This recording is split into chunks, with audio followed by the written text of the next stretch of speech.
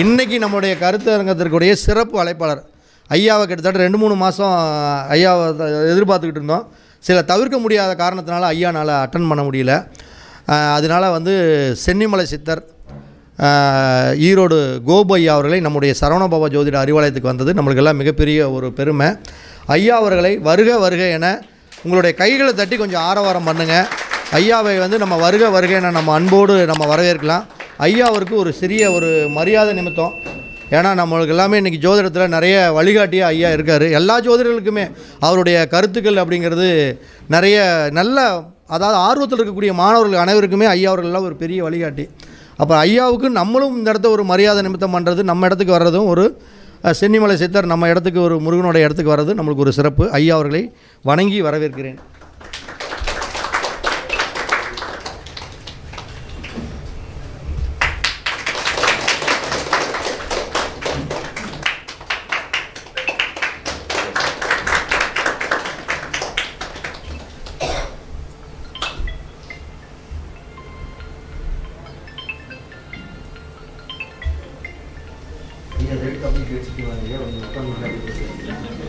இல்லைங்க வேணாம், இதை எடுத்து கூட கீழே வச்சிடலாம் இல்லையா, இல்லை அப்படியே கூட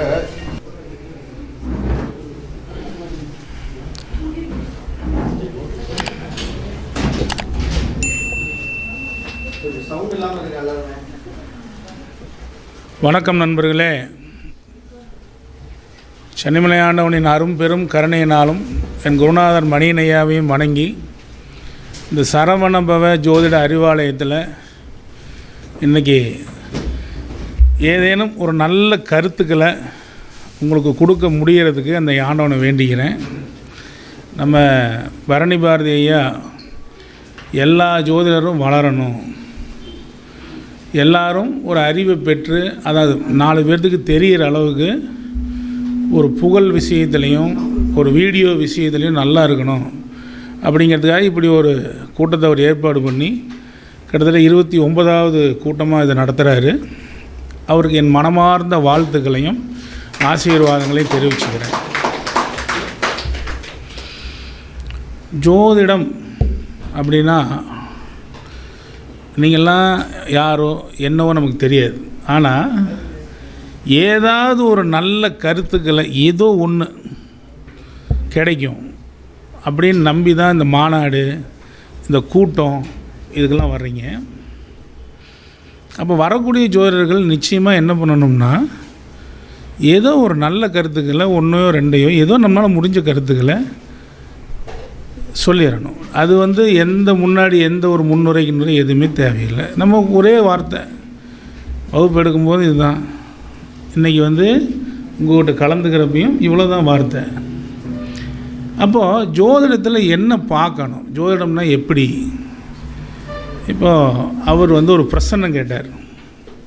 இப்போ பிரசன்னத்தில் ஜாமக்கோல் பிரசன்னம் வலிமையானது அப்படின்னு சொல்கிறீங்க, ரைட். ஜாமக்கோல் பிரசன்னம் அந்த ஒரு கேள்விக்கு உண்டான பதிலை சொல்லுது, அருமை, எந்த முறையுமே தப்பு இல்லை. பட் ஒரே பிரசன்னத்தை வச்சுக்கிட்டு அவரை பற்றி முழுக்க சொல்ல முடியுமா? இன்றைக்கி ஒரு கேள்வியில் கவிப்பு வந்துருச்சு, அல்லது ஏதோ ஒரு சம்திங் இருக்குன்னே வச்சுக்கோங்க நமக்கு. அதனால் இப்போ ஒரு 2-3 மாதத்துக்கு இல்லை அப்படின்னா, இசைத்துறைங்கிறது 2-3 மாதத்தில் இருக்கக்கூடியதா இல்லை. அப்போ இசைத்துறையில் போய் சாதனை பண்ணணும் அப்படின்னா ரொம்ப வலிமையான ஒரு வாய்ப்புகள் வேணும் இல்லையா? அப்போ என்ன, இன்றைக்கி அவர் கேட்ட நேரத்துக்கு என்ன கோச்சாரம் ஓடுது அப்படிங்கிறத வச்சுக்கிட்டு நீங்கள் A to Z சொல்ல முடியும். அது பேர் ஆண்டவர் பிரசன்னம்னு பேர். அதைத்தான் நம்ம வகுப்பாக எடுத்துருக்குறோம். நீங்கள் வச்சுக்கிட்டே சொல்லலாம். என்னுடைய முன்னால் நான் போன வருஷம் நடத்துகிற மாநாட்டில் ஒருத்தருக்கு இப்படி தான் ஒரு கேள்வி கேட்டார், ஜாதகம் இல்லாமலே பலன் சொல்ல முடியுமா? உடனே ஆண்டவர் பிரசன்னம் ஒன்றும் இல்லைங்க. இப்போ அவர் கேட்ட நேரத்துக்கு ஒரு பிரசன்னம் போடும். இப்போ அவர் கேட்ட நேரத்தில் போட்ட பிரசன்னம் என்னென்னா, இது ஆண்டவர் பிரசன்னங்க. அவர் 12:29 கேட்டிருக்கார். என்ன பேருங்க உங்கள் பையனோட பேர்? சரி, இது வந்து பாருங்கள், அவர் 12-29 கேட்டிருக்காரு. மீன லக்கணத்தில் அவர் கேள்வி கேட்டிருக்காரு. கட்டாயம் அவங்க வீட்டில் மீனம், மிதுனம், கன்னி, தனுசு இந்த ராசி லக்கணங்கள் கட்டாயம் இருக்கும். லக்கணத்திலே ராகு இருக்குது. நீங்கள் ரொம்ப எளிமை, ஒன்றுமே இல்லை, சோதிடம் ஒன்றுமே இல்லைங்க. எதை வச்சு வேணாலும் அடிக்கலாம், எதை வச்சு வேணாலும் அடிக்கலாம். நீங்கள் ஒன்றும் இல்லை, 5/1/2025 12-29 PM பரமத்தி வேலூர், இவ்வளோ தான். இதை அப்படியே போட்டுக்குங்க. இவ்வளோ தாங்க ஆண்டவர் பிரசன்னம். இதை போட்டுக்குங்க, வேறு ஒன்றும் இல்லை. இன்றைக்கி என்னென்ன திதி? இன்றைக்கி மேசமும் சிம்மமும் திதி சூனியம், ஒரு இன்ட்டு போட்டுக்குங்க. மேசமும் சிம்மமும் திதி சூனியம், ஒரு இன்ட்டு போட்டுங்க. 2ஆம் இடம் வருமானம் பண்ணல, இது வரைக்கும் வருமானத்தில் செட்டில் ஆகலை. எஸ்ஆர்னோ? இங்கே வாங்க, கிட்ட வாங்க. இது வரைக்கும் வருமானத்தில் செட்டில் ஆகலை உங்கள் சன்னு. எஸ்ஆர்னோ? என்ன வயசாகுது? சரி, இன்னும் வருமானத்தில் செட்டில் ஆகலை. ஏன்னா 2ஆம் இடமே திதி சூனியம். அப்போ 2ஆம் இடம் திதி சொன்னால் கண்ணாடி போடணும், பல்லுக்கு ட்ரீட்மெண்ட் எடுக்கணும். குடும்பத்தில் ஒரு முன்னேற்றம் இல்லை, குடும்பத்தில் ஒரு முன்னேற்றம் கிடையாது அப்படின்னு அர்த்தம். எஸ்ஆர்னோ? பெரிய அதான், அது பேர் தான் முன்னேற்றம் இல்லை. அதே மாதிரி லக்னத்திலே ராகு இருக்குது. பையன் ஒரு ஆசைக்குரியவன். இன்றைக்கி மீன லக்னத்தில் ராகு இருக்குதா? அந்த ராகு உத்திரட்டாதி நட்சத்திர சாரத்தில் இருக்கார். உத்திரட்டாதி நட்சத்திர சாரத்தில் இருக்கார். அப்போது பையன் ஒரு ஆசைக்குரியவர். இந்த லக்னம் வந்து அந்த ராகுவை தாண்டி வந்துருக்குது. இப்போ பையனுக்கு என்ன ஆகுதுன்னா, தான் படித்த படிப்பு மேலேயே ஒரு நம்பிக்கை இல்லாத சூழ்நிலை நிலவுது. எஸ்ஆர்னோ? உங்களுக்கு எனக்கு எதாவது தெரியுமா? எனக்கு இது தெரிஞ்சுக்கணும்.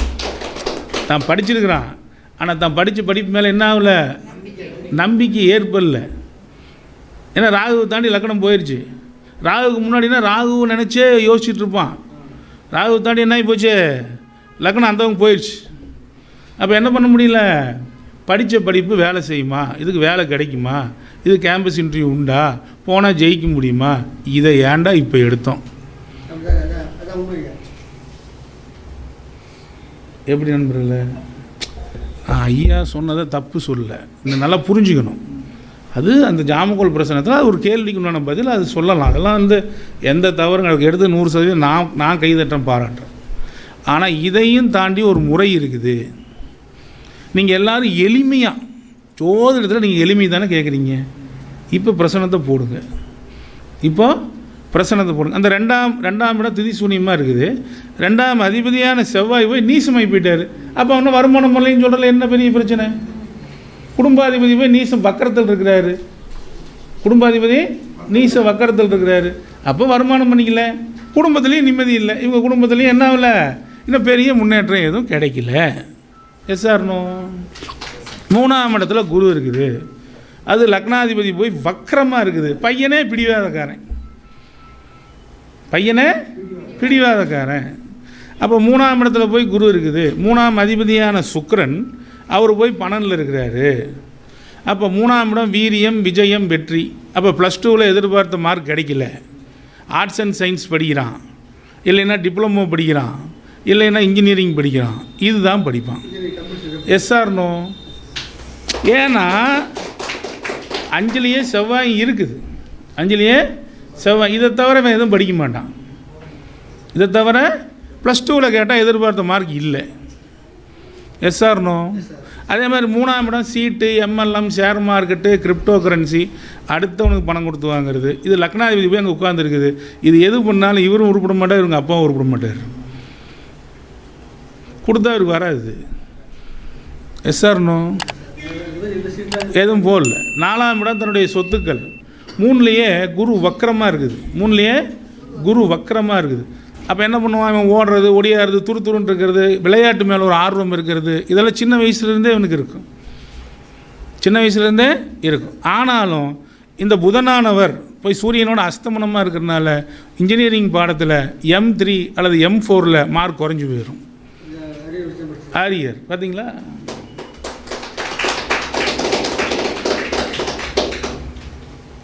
அப்போ இன்ஜினியரிங் படிக்கிறதே நமக்கு தெரியாது, அதில் போய் M3 இப்போ வர லேட்டஸ்ட் ஸ்டூடெண்ட்டுக்கு நீங்கள் பலன் சொல்லணும். நம்ம வயசானவங்களுக்கு பலன் சொல்கிறதெல்லாம் இனிமேட்டு செல்லாது. அவன் வந்து உட்காந்துருப்பான், அங்கிள் நீங்கள் வந்து பாடம் சொல்கிறீங்க, நீங்கள் வந்து ஒரு பரிகாரம் சொல்கிறீங்க, இந்த ஸ்லோகம் சொல்கிறீங்க, இதுக்கு பதில் கொரியனில் இந்த பிட் இருக்குது, இந்த கொரியன் பிட்டை கேட்டால் என் மனசு சரியாயிருமா அப்படின்னு கேட்குறான். அப்புறம் என்ன தெரியுமா இன்றைக்கி கேட்குற இளைஞர்களோட கேள்வி, சார் என்ன படிக்கணும் அப்படின்னு கேட்குறது இல்லை, எதை படித்தா லட்ச கோடி ரூபா வரும். இப்போ நம்ம ஆஃபீஸில் ஒரு 10-30 பேர் உட்காந்துருப்பான். இவன் ஒரு 20வது ஆளாக வரான்னு வச்சுக்கோங்களேன். பார்த்துட்டு அங்கிள் இந்த மாதிரி வருமானம் வந்து நான் ஜோதிடமே கூட கற்றுக்குறேங்க. அப்படி ஒரு அமைப்பு. இப்போ 4ஆம் இடத்துல மாந்தி இருக்குது. இவர் கேட்டதில் 4ஆம் இடத்துல நிற்கலாமா சார், இல்லை உட்காந்து பேசுவோம். 4ஆம் இடத்துல மாந்தி இருக்குது. 4ஆம் இடத்துல மாந்தி. அப்போது உடனே நீங்கள் மாந்தி கொடுத்த சாரநாதனை கொஞ்சம் கவனிக்கணும். அது மிருக சீசனுடைய தன்மையில் இருக்குது. 3-8. அப்போ உங்கள் வீட்டில் யாராவது ஒருத்தர் தற்கொலை பண்ணிக்கிறதோ, கொஞ்சம் வயசில் இறந்து போனவங்களோ இவங்க தாய் வழியில் இருக்கணும். அப்படி இல்லை அப்படின்னா இருதயம் சம்மந்தமான பிரச்சனை உடையவங்க இருப்பாங்க. இருக்கிறாங்களா பாப்பா? உங்கள் வீட்டில் இறந்து விட்டாங்களா? இறந்து போச்சு பாதுமா. அந்த மாந்தி 4 இருக்குது.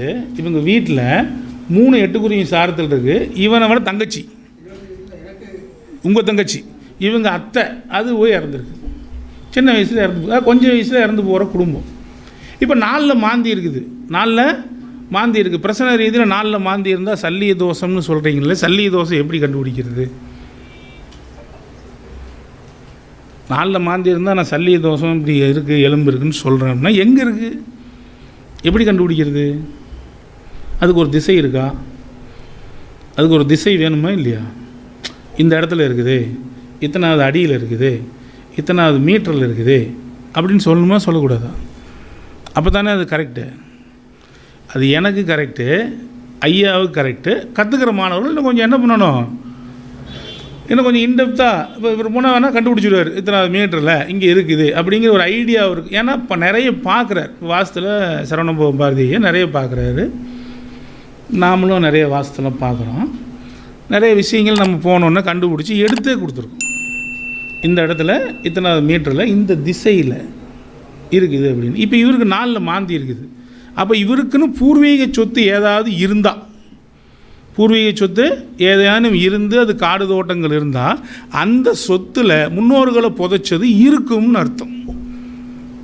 இல்லைன்னா பக்கத்தில் போய் திரும்புகிற இடத்துல சுடுகாடோ அல்லது சமாதியோ இருக்கும்னு அர்த்தம். பக்கத்து காட்டுக்காரன். பூர்வீக சொத்து என்ன சொத்து உங்களுக்கு? என்ன சொத்து? வீடா காடா? அப்போ வீடுன்னா இதில் தான் ஒரு வித்தியாசம் இருக்குது. வீடுன்னா தலை குழந்தைய போச்சிருப்பான்னு தெரியாது. அப்போ அந்த குடும்பம் என்ன ஆகல, வழியாக முன்னேற்றம் இல்லாமையே அந்த வீடு இருக்குது. வழியாக முன்னேற்றம் இல்லை. இப்போ காடுன்னா சமாதி வச்சுருப்பாங்க, வீடுனா தெரியாது. அப்போ அந்த வீட்டில் ஒரு முன்னேற்றம் இருக்கா? இல்லை. அதே மாதிரி 4ஆம் இடம்ங்கிறது கல்வி. அதனால தான் +2ல் அதிக மார்க்கு இல்லைன்னு சொல்லிட்டோம். அதே மாதிரி 4ஆம் இடம் தந்தையின் ஆயுள், அதில் போய் மாந்தி இருக்குது. அப்போ தந்தையின் ஆயுளுக்கு ஒரு கண்டம் வந்து தப்பிப்பார்ன்னு இருக்குது. தந்தை ஒன்று ஆயுள் கண்டம் வந்து தப்பிக்கணும், அதை விட்டால் கடனால் அவமானப்படணும்னு இருக்குது. இந்த 2 விஷயங்கள் நடக்கணும். என்ன நடந்திருக்குது? கடன் இருக்குது. சரி. அதேமாதிரி 4ஆம் இடங்கிறது தன்னுடைய தாய். 4ஆம் அதிபதியான புதன் அவர் போய் இருக்கிறது 10ல். அப்போ தாய் கூட பிறந்தவங்க 2 பேர் வரைக்கும் இருக்கக்கூடிய அமைப்பு இருக்கும். இருக்கிறாங்களா? அவங்க அம்மாவோட பிறந்தது. அதில் 3 பெண்கள் 2 ஆண்களா? Yes or no? அவ்வளோதான். இப்படி இல்லைன்னா அப்படி போயிடும். அதை விட்டா அவங்க தாத்தாவுக்கு எப்படி இருக்கும்? 5ஆம் அதிபதி அல்லது 12ஆம் அதிபதி சனி சந்திரனோடு இருக்கிறனால இவங்க அம்மா வழி தாத்தா வழியில் யாருக்கா 2 தாரம் 2ஆம் தாரம் அமைப்பெல்லாம் வரலாம். சரி. அதே மாதிரி 5ஆம் இடங்கிறது தன்னுடைய காதல், உயர்கல்வி, தாத்தா, பூர்வீக சொத்து, குலதெய்வம், இதெல்லாம் சொல்கிறது. 5லேயே செவ்வாய் இருக்குது. அப்போ பூர்வீக சொத்து இருக்குது, வக்கரமாக இருக்குது, தடப்பிரச்சனை இருந்தது, இடப்பிரச்சனை இருந்தது, அதையெல்லாம் சரி பண்ண வேண்டிய சூழ்நிலை இவங்க தாத்தாவுக்கோ அல்லது இவங்க தந்தையாருக்கோ அல்லது இவருக்கு தான் இந்த ஜாதகம் தந்தையாருக்கு இருந்து அதை சரி பண்ணி வாங்கியிருக்கார். நீச வக்கரம். நீச பங்கம்னா என்ன தெரியுமா நண்பர்களே? நீச பங்கம்னா ஒன்றை இழந்து ஒன்றை பெறுவது. விருச்சிக லக்னம், சந்திரன் வந்து லக்னத்தில், செவ்வாய் லக்னாதிபதி வந்து அங்கே கூடையே இருக்குது. என்ன நடந்திருக்கும்னு நினைக்கிறீங்க? இது நீச பங்கம் தானே. சந்திரன் நீசம், செவ்வாய் அங்கே இருக்குது, நீச பங்கம் இதானே. தன் வாழ்க்கையை இழந்துட்டார். யார்? நம்ம மோடி ஐயா. ஆட்சியை பெற்றுட்டார், தன் வாழ்க்கையை இழந்துட்டார். தந்தை ஆகும் பாக்கியத்தை, 9 விருச்சிக லக்னத்துக்கு 9ஆம் அதிபதி நீசம், தந்தை ஆகும் பாக்கியத்தை விட்டு கொடுத்துட்டார். இந்த நாட்டிற்கே தந்தை, முதல் குடிமகன், இந்த நாட்டிற்கே பிரதமராக இருக்கிறார். இதுதாங்க நீச பங்கம். நீச பங்கத்துக்கு உண்டான விஷயம் என்னென்னா, சார் நீசபங்கம் என்னடா நீசபங்கம் வேலை செய்ய, ஆனால் நீசபங்கம்னா விட்டு தொலைங்களாண்டா அப்படின்னா அது கேந்திரத்தில் இருந்தா நீசபங்கம் அது இதுன்னா ஒன்றும் இல்லை. ஒரு மனைவி செத்து போச்சு, 7ஆம் அதிபதி நீசம் செத்து போச்சு, இன்னொரு முன்னாடி கட்டிக்கிறேன், நீச பங்கம். ஒன்றை இழந்தால் தான் பெற முடியும். 4ஆம் அதிபதி நீசம்னா ஒரு இடத்துல ஃபெயில் ஆவ, ஒரு இடத்துல ஃபெயில் ஆவ, கவலைப்படக்கூடாது. அடுத்து அந்த பையனை என்ன பண்ணணும், படுற அப்படின்னு தட்டி விட்டோம்னா அவன் எங்கேயோ போயிடுவான். ஏன்னா நீச பங்க ராஜயோகம்ங்கிறான். அப்போ ஒருத்தன் படித்து 4ஆம் இடம் கெட்டு போச்சு, புதனும் கெட்டு போச்சுன்னா +2ல் வர்றான், ஒரு மார்க் கம்மியாகி போச்சு, அது ஒரு சப்ஜெக்ட் போயிடுச்சு, உடனே அந்த பையனை பார்த்து நீ எல்லாம் படிக்க லாய்க்கே இல்லை, போய் தொலை, வேலைக்கு அனுப்பக்கூடாது. தயவு செய்து அனுப்பாதீர்கள், தயவு செய்து அனுப்பாதீர்கள். அவனை என்ன பண்ணுங்க, அடுத்த படிப்பை படிக்க வைங்க. அவனுக்கு படிக்க வச்சிங்கன்னா இந்த நீச பங்க ராஜயோகம் உங்களுக்கு கட்டாயம் என்னாகும், வேலை செய்ய. நீச பங்கம்னா ஒன்றை இழந்து இன்னொன்றை பெறுதல் அப்படின்னு அர்த்தம். அதே மாதிரி 5ல் செவ்வாய் இருக்குது. அப்போ செவ்வாய் வந்து 5ஆம் அதிபதியான சந்திரன், அவரும் போய் சனியோடு இருக்கிறாரு. சனி சந்திரனே மாறுதலுக்கு உண்டான கிரகம். அதனால தான் இவர் என்ன சொல்கிறாரு, ஒரு பெண் கிரகம், பெண் குலதெய்வம் இவங்களுக்கு இருக்கும். அந்த இடத்துல ஒரு ஆண் உண்டான தன்மையும் அந்த தெய்வத்துக்கு இருக்கும் அப்படின்னு அர்த்தம். இருக்குதா ஐயா? அதுவும் அந்த தெய்வமானது வடக்கு பார்த்து இருக்குதா இல்லை மேற்கு பார்த்து இருக்கா? மேற்கு பார்த்துருக்கு, அவ்வளோதான். 5ஆம் அதிபதி சந்திரன் அது மேற்கில் போய் இருக்குது. இன்றைக்கி இந்த பாடம் ஆரம்பிக்கிறதுக்கு முன்னாடியே எப்பவுமே நீங்கள் வந்து ஜோதிடர்கள் எல்லாம் அன்றன்றைய நட்சத்திரத்துக்கு இப்போ பலன் சொல்லிகிட்டு இருக்கோம். இது எல்லாமே சரி சரின்னு சொல்லிகிட்டு இருக்கார். எஸ்ஆர்னோ இது அவர் ஜாதகம் வாங்கணுமா? இல்லவே இல்லை. ஆனாலும் சரியாக இருக்குது. இப்போ 3ஆம் இடம் உடன்பிறப்பு, 3ல் போய் குரு வக்கரமாக இருந்தால் இவருக்கு 3 கரு உருவாகணும், 1 கலைஞ்சு போயிடும், மீதி 2 பேர் இருக்கணும். எஸ்ஆர்னோ அவ்வளோதான். கைதட்டலாமா இதுக்கு? என்னமோ அது என்னது, அது என்னப்பா அது ஜாதகத்தில் அந்த இதெல்லாம் எழுதணுமாம்மா, அது என்ன எழுதணும், துருவ கணிதம் எழுதுனா தான் உடன்பிறப்பு எடுக்க முடியும் அப்படின்னு இருக்குது இந்த காலத்தில். ஆனால் அதுக்கு வேறு மெத்தட் இருக்குது. துருவ கணிதம் தேவையில்லை. இதான் இந்த வச்சுக்கிட்டு உடன்பிறப்புகளையும் சொல்ல முடியும். அதை தான் இப்போ நிரூபிச்சுட்டு இருக்கிறேன். உடன்பிறப்புகளையும் சொல்ல முடியும், ஓரளவுக்கு சொல்ல முடியும். அதை சொன்னாவே பெரிய விஷயம் தானே. நீங்கள் வந்து காப்பி அடிக்காமல் யார்கிட்டையும் எந்த இதுவும் இல்லாமல் தைரியமாக உங்களை கேட்குறேன்னா இல்லையா? எஸ்ஆர்னோ. 6ஆம் இடம் வேலை வாய்ப்பு, 6ஆம் இடமே திதிசூனியம். 6ஆம் இடமே திதிசூனியம். என்ன பண்ணுவான், வேலைக்கு போகிறதுக்கு ரொம்ப லேட் பண்ண ஆரம்பிச்சிருவான். 6ஆம் அதிபதி போய் 10ல் திக்பலத்தில் இருந்தாலும் 6ஆம் அதிபதி வந்து 6ஆம் இடம் திதிசூனியமாக இருக்கிறதுனால, திதிசூனியமும் செல்வத்தை தரும், அதில் எந்த மாற்றமும் இல்லை. நீங்கள் இதை புரிஞ்சுக்கணும். திதிசூனியம் ஒரு மைனஸ் தான் கொடுக்கும் அப்படின்னு இல்லை, அதுவும் செல்வத்தை கொடுக்கும். திதினா செல்வம்னு பேர். ஒருத்தருக்கு திதி கெட்டு போச்சு, என்னைய பண்ணலாம்? திதி பிரச்சனை, திதி சூனியத்தில் கிரகம் இருக்குது. அப்போ அவனை உருப்படவே முடியாதுன்னு அர்த்தமா? என்ன பண்ணலாம்? திதிக்கு ஏதேனும் விதி விலக்கு இருக்கா? திதிக்கு பரிகாரம் இருக்குதா? வேணுமா? கேட்க மாட்டேங்குது. பின்னாடி உட்காந்து என் தம்பிக்கு தேவையில்லையா? ஒன்றுமே இல்லைங்க. திதின்னா என்னங்க? சூரியன் சந்திரன் அதனுடைய இடைவெளி, இதுதான் திதி. இதுதான் திதி. இப்போ சூரியன்லேருந்து சந்திரன் விளைவெளி அப்படியே போயிட்டுருக்காரு. அதனுடைய தன்மைகள் அப்படியே நமக்கு அது திதியா வளர்பிறையாவோ அல்லது இந்த பக்கம் வந்தால் தேய்பிறையாவோ அதனுடைய தன்மைகளில் நமக்கு கிடைக்கிது. திதிக்கு காரகன் சுக்கிரன். திதிக்கு காரகன் சுக்கிரன்.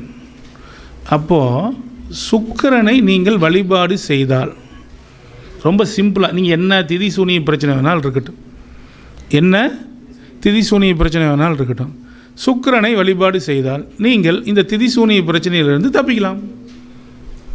எவ்வளோ ஈஸி. சுக்கிரனோட வழிபாடுனா என்ன? மனைவியை கொஞ்சம் நல்லா வச்சுக்கோ. மனைவியை எந்த திதி என்ன பண்ணிடுறேன்? பிரச்சனையே இங்கே அங்கே தானே ஆரம்பிக்குது. மனைவி சந்தோஷமாக என்னைக்கு முடியுது? எதை கேட்டாலும் அதில் ஒன்று சொல்கிறாரு சார், சொல்லுவாங்க. ஆனால் என்ன பண்ணணும்? நம்ம தான் நல்லா வச்சுக்கணும். நம்ம தான் நல்லா வச்சுக்கணும். சுக்கிரன்னா உங்கள் வீட்டு பெண்கள் நல்லா வச்சுக்கோங்க. நான் இந்த திதி சூனியம் யார் யாருக்கெல்லாம் இந்த 4ஆம் இடம் கெட்டு போகுது, 4ஆம் இடம் திதி சூனியம் அல்லது செவ்வாய் போய் 4ல் இருக்குது, திதி சூனியமாகுது, இந்த மாதிரிலாம் இருந்ததுன்னா உங்கள் வீட்டு பெண்களுக்கு ஒன்றும் பெருசாக இல்லை, முறையாக அவங்களுக்குன்னு கிடைக்க வேண்டிய சொத்தை ஏமாத்தாமல் எழுதி கொடு. ஏமாத்தாமல் எழுதி கொடுத்துட்டு உங்கள் வாழ்க்கை முழுக்க எந்த திதி சூனியும் வேலை செய்யாது. ரொம்ப சிம்பிள்.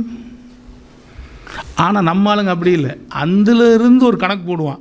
இவ 10 பவுன் வாங்கிட்டு போனா அவளுக்கு 5 ஏக்கரா கொடுக்கணுமா, 5000 செடி கொடுக்கணுமா, அதில் கொஞ்சம் பிடிச்சிக்கலாம்.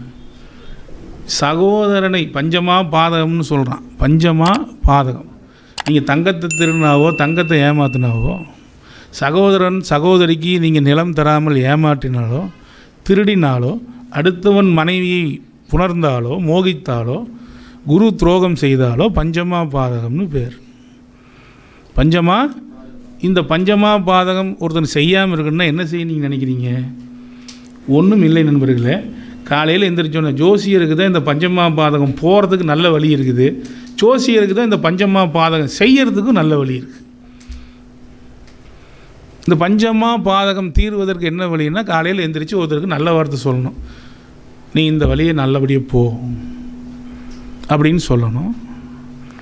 சகோதர சகோதரிகளுக்கு என்ன பண்ணணும்? அடுத்தது குருநாதரை நினைக்கணும். அதுக்கடுத்து நீங்கள் உங்களுடைய தெய்வம் ஆத்மார்த்த மூர்த்தியை பூஜை பண்ணணும். அவங்களோட பூஜை ஏதோ ஒன்று, இறைவா முருகா அப்படின்னு சொல்கிறோம். நான் முருகனை சொல்லிக்கிறேன், நீங்கள் யார் சொல்கிறீங்களோ சொல்லிக்கோங்க, அவரை சொல்லணும். இந்த துரோகங்கள் பொய் இந்த மாதிரி விஷயங்களில் துரோகங்கள், விஷயங்களில் துரோகங்கள் இதெல்லாம் செய்யக்கூடாது. இது செய்யாமல் இருந்தாவே பஞ்சமா பாதக தோஷம் போயிடுது. பஞ்சமா பாதக தோஷம் போயிடுது. ஒன்றும் இல்லை, ஒரு கிரகம் ஒரு பிரச்சனைக்குரிய இடத்துல இருக்குதுன்னா, நீங்கள் பாவர்கள் செவ்வாய் சனி ராகு கேது சூரியன் அரை பாவர் இப்படிலாம் நீங்கள் பேசிக்லி படிச்சிருப்பீங்க. செவ்வாய்னா மண், ஏமாத்துனா தோஷம். மண்ணையே தானமாக கொடு. மண்ணையே ஒரு 5 அடி இருக்குது, சகோதரன் கேட்குறான், கொடுத்துரு. உன் வம்சத்துக்கும் அது மாதிரி 10 மடங்கு சொத்து சேர். வம்சத்துக்கு எவ்வளோ சேரும்? 10 மடங்கு சொத்து சேரும். எனக்கு நடந்ததுங்க. என் வீட்டில் என் தந்தைக்கு என்னுடைய பாட்டனார் எல்லா சொத்தையும், யாரும் கொஞ்சம் இதாக இல்லை, உடனே எல்லா சொத்தையும் என் தந்தைக்கு பேர் எழுதி வச்சிட்டார். இப்போ என் தந்தை திடீர்னு இறந்துட்டார். எல்லா சொத்தையும் என் தந்தை பேர் இருக்குது. அப்போ அடுத்து யாருக்கு வரும்? எனக்கு தானே வரும். போனேன், எங்கள் அம்மாவை கூப்பிட்டு போய், இந்த சொத்தெல்லாம் எனக்கு எதுவும் வேண்டாம், நீங்கள்லாம் இந்த மாதிரி கொஞ்சம் கஷ்டத்தில் இருக்கிறீங்க, அவங்க அண்ணன் தம்பி கொஞ்சம் கஷ்டத்தில் இருக்கிறாங்க, இதெல்லாம் நீங்களே வச்சுக்கோங்க அப்படின்னு சொல்லி எங்கள் அம்மா, நான், என் தம்பி எல்லாத்தையும் கையில் போட்டு கொடுத்துட்டு வந்துட்டோம். எல்லாத்தையும் அது வரைக்கும் எங்களை திட்டாத திட்டு. எங்கள் அப்பா இறந்து போனது கூட இது ஒரு காரணமோ அப்படின்னு நான் என்னுடைய ஜோதிட ஆய்வில் நினச்சிட்டு இந்த தானத்தை பண்ணேன். இன்றைக்கி எனக்கு சொத்து ஒரு கோடிக்கணக்கிலையாவது இருக்கலாம் இல்லையா?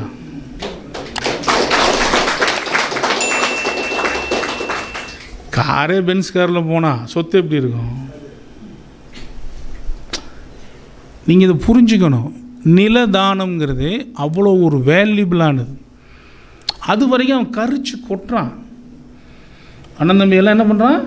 கரிச்சு கொட்டுறான். பங்காளி கரிச்சு கொட்டுறான்.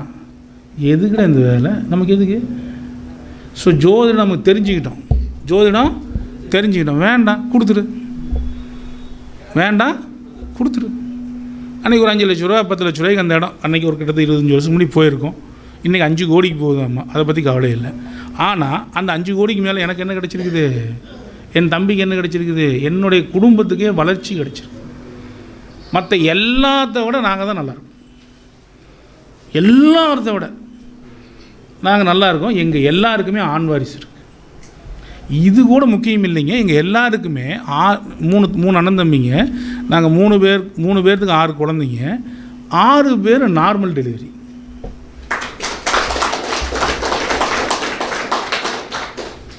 மனசு இலகணுங்க.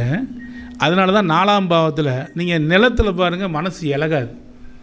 நிலத்தில் மனசு இலகாது. அதனால தான் 4ஆம் பாவமான கடகத்தில் செவ்வாய் நீசும். நிலம் என்கின்ற இடத்துல 4ஆம் பாவம் தான் சொத்து. செவ்வாய் அங்கே போய் நீசம் அடைகிறார். மனசு இவனுக்கு இலகாது. ஒரு 2 அடி கேட்பான். விட்டு கொடுத்துட்டா வாழ்க்கை முழுக்க ஜெயிக்கலாம். விட்டு கொடுக்கவே மாட்டான். விட்டு கொடுக்கவே மாட்டான். அந்த மாதிரி ஒரு அமைப்பு. இப்போ இதை வச்சுட்டு பலன் சொல்ல முடிஞ்சுதா? முடியலையா? இப்போ 6ஆம் இடம் சூரியன், அது போய் இருக்கிறது 10ல். அப்போது இந்த பையனுக்கு இயற்கையாகவே இந்த துறையானது சரியில்லை. படித்த படிப்பு ஒன்று, பார்க்குற வேலை ஒன்றா தான் அமைய போகுது. ஏன்னா எழுதி வச்சுக்கோங்க.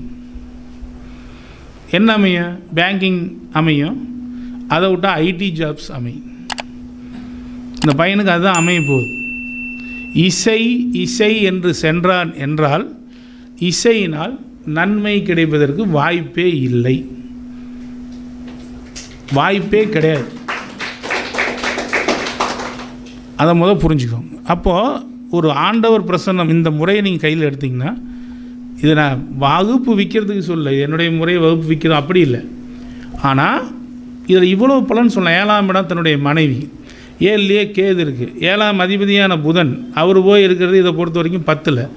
அப்போது மனைவி வருவதற்கு கொஞ்சம் லேட் ஆகும்.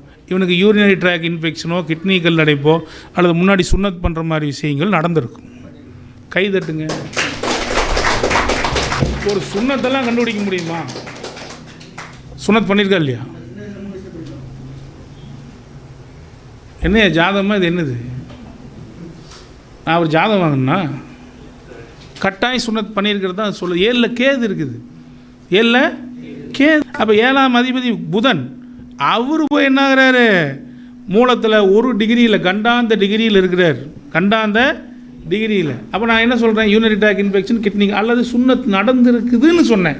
இருக்கும்னு சொல்ல, இருக்குதுன்னு சொன்னேன். எஸ்ஆர்னோ?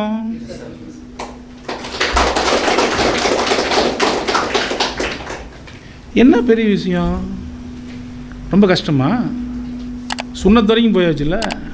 அப்போ என்ன அன்றாயிரியா அறிவு அவுத்து பாட்டான்டா. ஜோ எடுத்து மாதிரி நீங்கள் நினைப்பீங்களா? நீ நினைப்பீங்களா? இல்லை மாட்டீங்களா? உண்மை இருக்குது. ஆனால் இது நான் நீங்கள் யார் எனக்கு தெரியுமா? இந்த ஜாதகர் தெரியுமா? நீங்கள் எதாவது முன்னாடி பார்த்துருக்கீங்களா? இவர் பேர் கூட எனக்கு என்னென்னு தெரியாது. ஏன்னா இன்றைக்கி தான் இந்த ஊரில் இப்படி ஒரு ஆளை சந்திக்கிறேன். நான் இந்த ஊருக்கு தான் நிறைய டைம் வந்திருக்கிறேன். இது வேறு விஷயத்துக்கு வந்திருக்கிறேன். இந்த ஊரில் நமக்கு நிறைய கிளைண்ட்ஸ் இருக்காங்க. இது இல்லை, இது முன்னாடி இப்போ கிளைண்ட்ஸ் இருக்காங்க. இதுக்கு முன்னாடி நான் இரும்பு வியாபாரம் பண்ணப்போ நிறைய இங்கே ஒருத்தர் இருந்தால் நிறைய லோடு இங்கே ஏற்றிட்டு இருந்தோம். அது பரமத்தி வேலூரே நமக்கு ரொம்ப இந்த தமிழ்நாடு பற்ற இவங்கெல்லாம் நம்ம கிளைண்ட்டு தான். ஸோ இதெல்லாம் இந்த ஒரு ஊருக்கு ஏதோ ஒரு தொடர்பு நமக்கு கிடைக்குது. பஞ்சமுக ஆஞ்சநேயர்னு இங்கே வந்து நான் கும்பிட்டுடும் உடனே டக்குன்னு ஏற்ற மாதிரி வந்துட்டேன். அப்புறம் எதிர்த்த மாதிரியே ஆஞ்சநேயர் இது பஞ்சமுக விநாயகர் வச்சுருக்கிறார். அற்புதமாக இருக்குது. இந்த இடம் நல்லா இருக்குது. தெய்வீகமாக இந்த இடம் தெய்வீகமாக இருக்குது. அப்போ 8ஆம் இடம் இவருடைய ஆயுள். 8ஆம் அதிபதியான சுக்கிரன் அதுவும் போய் சனியோடு சேருது. இங்கே தான் இந்த 2 விஷயத்தை நீங்கள் வந்து புரிஞ்சுக்கணும். சுக்கிரன் சனியோடு சேரும்போது மீன லக்னத்துக்கு 8ஆம் அதிபதி சுக்கிரன் சனியோடு சேர்ந்து 12ல் இருக்கார். அப்போ தான் இந்த 8ஆம் இடம் என்ன ஆகுது, அந்த சுண்ணத்துங்கிற வாய்ப்பு அந்த அழுக்கு சேருது, அது வெட்டப்படுது. அதே மாதிரி கான்ட்ரிபியூஷன் ப்ராப்ளம், பிஸ்டுலா, மூலம், இந்த விஷயங்களும் இந்த பையனுக்கு நடக்கும். எஸ்ஆர்னோ நடக்கும். 9ஆம் அதிபதி அப்படிங்கிறது தன் தந்தை. 9ஆம் அதிபதி வக்கரம், தந்தை பிடிவாதக்காரர். தந்தை பிடிவாதக்காரர், கடகத்தில் இருக்கிறார். பிடிவாதம் இருக்குது, தன் குழந்தைக்காக விட்டு கொடுக்கக்கூடிய குணமும் இருந்திருக்கும். தந்தையே வக்கரமாக இருக்கிறார், தந்தையே வக்கரமாக இருக்கிறார். அப்போ இவங்க வீட்டில் அல்லது இவங்க கூட பிறந்ததில்லை யாரோ ஒருத்தருக்கு மன வாழ்க்கை அவுட்டுன்னு அர்த்தம். எஸ்ஆர்னோ என்னங்க, சிறப்பில்லை. அப்படி ஒரு அமைப்பு. அதே வக்கரமாய் நேர் 7 குறியும்போது 8, அதனால அப்படி இல்லை அப்படின்னா இவருக்கே என்னாகும், மன வாழ்க்கையில் ஒரு நிம்மதி இல்லாத தன்மையும் வந்துக்கிட்டு இருக்கும். அப்படி ஒரு அமைப்பு. அதே மாதிரி 9ஆம் அதிபதி 5இல் நின்று 6இல் சூரியன் புதன். அப்போ இவருக்கு கடன் சார்ந்த விஷயங்கள் வாங்கினா சீக்கிரம் கட்ட முடியாது. நகையெல்லாம் அடமானத்தில் கவர்மெண்ட் வங்கியில், கனரா பேங்க்லேயோ, ஸ்டேட் பேங்க்லேயோ, கூட்டுறவு பேங்க்லேயோ இருக்கும். ஸ்டேட் பேங்க், ஏன்னா சூரியன் புதன் அதுக்கு 6இல் இருக்குது. 9ஆம் அதிபதி நின்றதற்கு 6இல் சூரியன் புதன் இருக்கிறது. ஏனென்றால் 9ஆம் அதிபதியான செவ்வாய் கடகத்தில் நிற்கிறார், அதற்கு 3லே கேது இருக்கிறது. கடங்காரன் கேது கொண்டு போய் கழட்டி வச்சிருக்கிறாரு. அது ஏன் இந்த 3 வங்கியை சொல்கிறேன்னா, இந்த சூரியன் புதன் கூட்டுறவு வங்கியோ அல்லது ஸ்டேட் வங்கியோ கனரா பேங்கோ, இந்த 3 தான். இந்த 3 தான் வங்கி வரைக்கும் சொல்லியாச்சா? எஸ்ஆர்னோ? இப்போ பலன் எடுக்கிறது ரொம்ப கஷ்டமாக? நட்சத்திரங்கள் வேலை செய்தான்னு உங்கள் எல்லாருக்கும் சந்தேகம் இருக்குது தானே சார்? நட்சத்திரம் இந்த தாரபலம்லாம் சொல்கிறாங்க. அப்போ தாரபலம், ஸோ 2வது நட்சத்திரம் இயக்குனா நடக்குது. இந்த 2வது நட்சத்திரம் இயக்கி நம்ம நிறைய வெற்றி பெற்றிருக்கோம், அதுதான் உண்மை. உங்களுக்கு தொழிலே நல்லா இல்லை. என்ன பண்ணும் தெரியுங்களா? ஒரு நட்சத்திரம் எப்படி இயங்குது அப்படின்னு நீங்கள் தெரிஞ்சுக்கணும். அதில் ஏதேனும் ஒரு கிரகம் போய் உட்காரும். ஒரு கிரகம் போய் உட்கார்ந்தா அது வலிமையாக வேலை செய்யுது. நட்சத்திரம் வலிமையாக வேலை செய்யுது. தாரபலம் அடுத்தடுத்தது போனால் அந்த சந்திரனுக்கு உண்டான அந்த 2 நாள் தான் ஓடிக்கிட்டு இருக்குது. சந்திரனுக்கு உண்டான 2 நாள் தான். ஆனால் ஒரு கிரகம் உட்கார்ந்துட்டா அந்த சாரத்தினுடைய காரகங்கள் அனைத்தும் அந்த கிரகங்கள் வழியாக அப்படியே வெளியில் வருது. இதுக்கு ஒரு உதாரணம் பாருங்கள். நான் பொதுவாக ஒரு விஷயத்தை சொல்லுவேன். நட்சத்திரங்களில் 7வது நட்சத்திரம் வதைத்தாரை, 22வது நட்சத்திரம் வைநாசிகம். இதுதானுங்க. இதை பார்க்கணும். நீங்கள் எந்த ஒரு ஜோதிடராக இருந்தாலும் இந்த 7வது நட்சத்திரம் என்ன செய்யும் அப்படின்னு நீங்கள் பார்க்கணும். இந்த 22வது நட்சத்திரம் என்ன செய்யும் அப்படிங்கிறது நீங்கள் பார்க்கணும். இது என்ன செஞ்சுருக்குன்னு நீங்கள் தெரியுங்களா? ஒரு உதாரணம் வேணுமா உங்களுக்கு? உதாரணம் வேணுமா? சரி. இப்போது கர்ணன் பூரட்டாதிங்க, கிருஷ்ணர் ரோகிணிங்க. பூரட்டாதியிலேருந்து ரோகிணி என்ன எத்தனாவது நட்சத்திரம்ங்க? இது எல்லாம் நான் சொல்லியிருக்கேன். இப்போ அதையே மாத்திரம் பாருங்க, அதையே மாத்திரேன். ரோகிணி கிருஷ்ணருங்க. ரோகிணி இது 7வது நட்சத்திரம். நீங்கள் பூரட்டாதியிலேருந்து என்னீங்கன்னா பூரட்டாதி, உத்திரட்டாதி, ரேவதி, அஸ்வினி, பரணி, கிருத்திகை, ரோகிணி 7வது நட்சத்திரம். ரோகிணியிலிருந்து மகம் என்னங்க? ரோகிணி, மிருகசீசம், திருவாதிரை, புனர்பூசம், பூசம், ஆயில்யம், மகம் 7வது நட்சத்திரமா? மகத்தில் பிறந்தவர் யாருங்க? அர்ஜுனன். எழுதுங்க. இவனுக்கு என்னாச்சு? போட்டு என்ன பண்ணார்? எர்ரா அம்ப உர்ராவனை எதிர்த்த மாதிரி தாத்தன் நிற்கிறான், எதிர்த்த மாதிரி குருநாதர் நிற்கிறாரு, சித்தப்பன் நிற்கிறான், பெரியப்பன் நிற்கிறான். நான் சொல்கிறது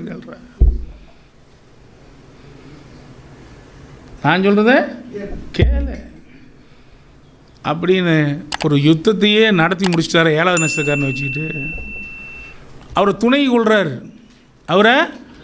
கொள்கிறார். அப்போ இந்த அர்ஜுனனுக்கு மகம் பூரம், உத்திரம், அஸ்தம் 4வது, 22வது நட்சத்திரம் வைநாசிகம். யார்?